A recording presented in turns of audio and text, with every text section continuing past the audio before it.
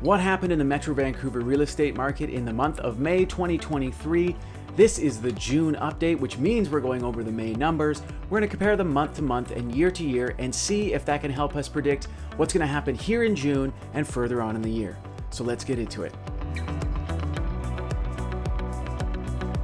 Hi and welcome back. If you are new here, my name is Tyler Burrows. I'm a realtor and real estate advisor here in Vancouver.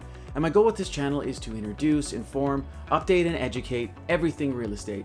And this video is the June update, which means two things. One, it's Pride Month, so happy Pride. Take a look in the description. I have put a link to some of the events that are happening here in Vancouver to celebrate Pride.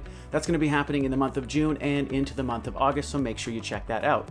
The other thing that the June update means is we're going to be going over the May Metro Vancouver real estate numbers, comparing them month to month and year to year to see if we can predict what's going to happen here in the month of June and further on in the year.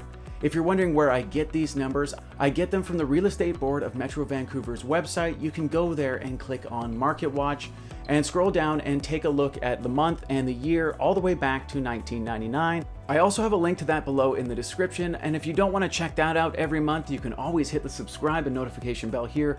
I will be doing monthly updates for the foreseeable future.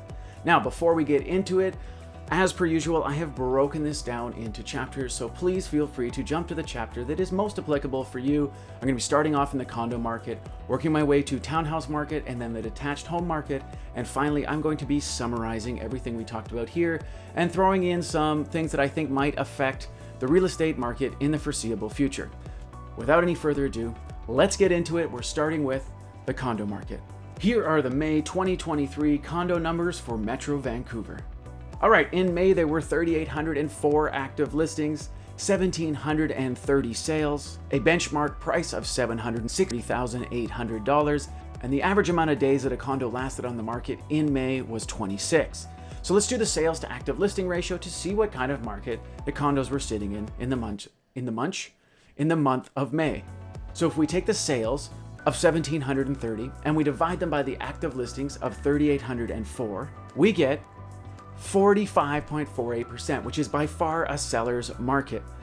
Now let's compare the month of May to the month of April so we can see how things shifted from month to month. So we can see that May had 28 more active listings, 317 more sales. The benchmark price has jumped up $8,500 from month to month, and the average days on market went up by 1. So let's compare May of 2023 to May of 2022 so we can see how things shifted from year to year. So this May we had 406 less active listings, but we had 125 more sales. We're down $18,900 on the benchmark price from May of last year, and the average days on market have gone up by 10. All right, so I have put May 2023, May 2022, and April 2023 across the screen so you can compare those all together, or you can go to the link in the description and check it out on the Real Estate Board of Greater Vancouver's website.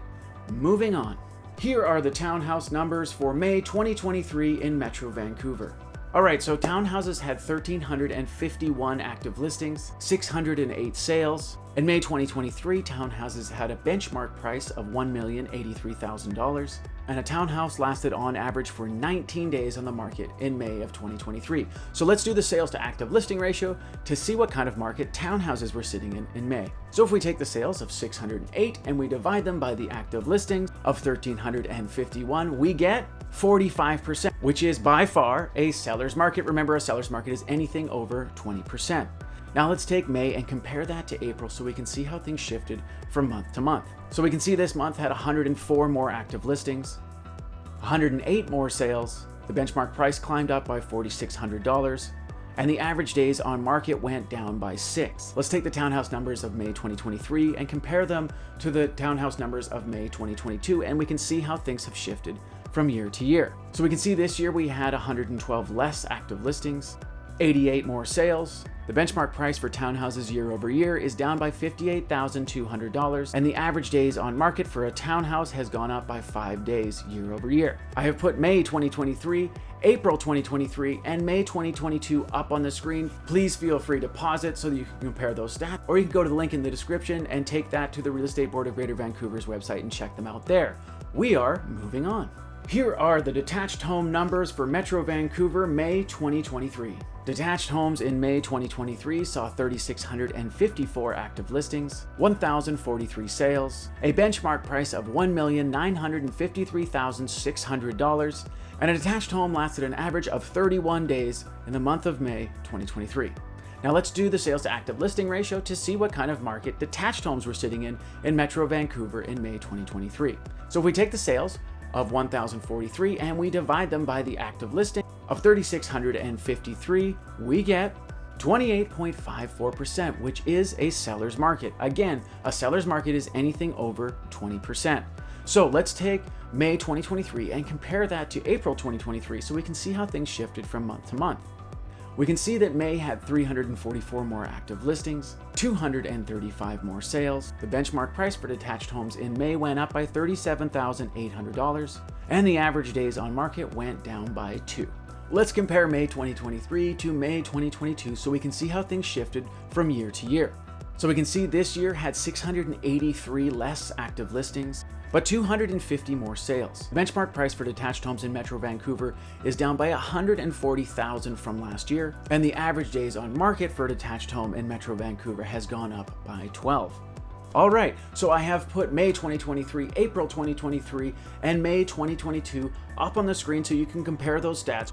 Or you can go to the link in the description and find those stats at the Real Estate Board of Greater Vancouver's website. Moving on. So here is the big summary. Whether or not you watch the sections on the numbers for condos, townhouses, or detached homes, it is all a buyer's market. We are seeing the market heat up again. And before you go, oh my God, but the numbers.